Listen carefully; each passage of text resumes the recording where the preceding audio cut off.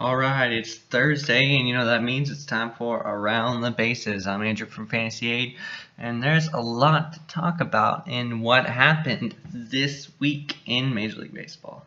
The first thing I want to talk about is the Phillies' rotation. It's looked really solid for fantasy owners so far. You had Eckhoff yesterday getting a win. Has 12 innings, 1.50 ERA, and 12 Ks and only 2 walks. He's available in some on the wire.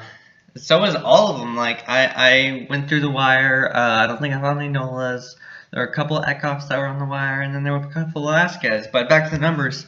Aaron Nola at 14 innings has a higher ERA at 3.21, but he has 17 Ks and no walks. And look at that whip. He's been terrific.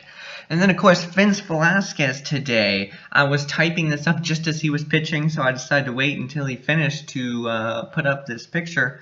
And he pitched a 9-inning shutout against the Padres. Now, I know they're the Padres, but 9 innings, 16 Ks. And he has 0.00 ERA so far this season. Any of these guys should be owned in a fantasy league. Even if they're not going to get the wins, they're going to get you pretty good ratios. Next, I want to talk about a little Cardinal magic in Jeremy Hazelbaker and Aledmys Diaz. At the start of the day, Hazelbaker was batting 527 at-bats. After I wrote this up, he went 2 for 5 and had a home run today. So you can see that. And then Diaz got another hit today. Can they keep it up?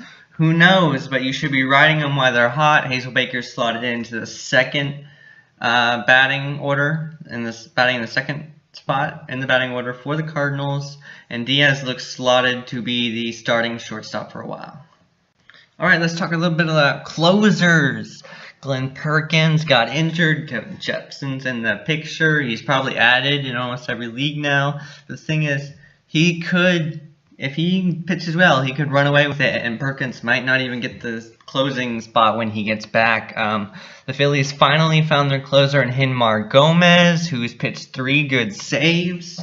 I've been avoiding the Phillies bullpen for a while, but I think he could be a solid option, especially because with how the Phillies pitching rotation is and how their lineup is, they're always going to be in pretty close games this season. Also, before I wrap it up, I wanted to make a quick note. You'll be hearing more about him on Saturday with the waiver wire pickups. But Rich Hill had a horrible spring. Everyone wrote him off.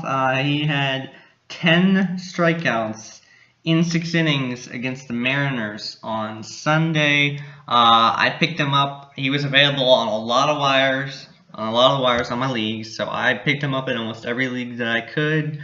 You can see when the curveball's working, he's going to get those strikeouts. There is risk with the blow-ups. His first game wasn't good. We only pitched 2.2 innings.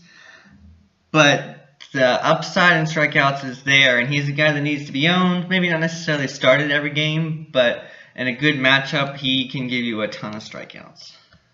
And that's it for Around the Bases this week. A lot more stuff happened. I might start making longer videos soon because so much has happened. I haven't even mentioned people like Malek Smith or anything like that. But for Fantasy Aid, I'm Andrew McGlindock. This has been Around the Bases every Thursday at 6 p.m. So thanks for watching.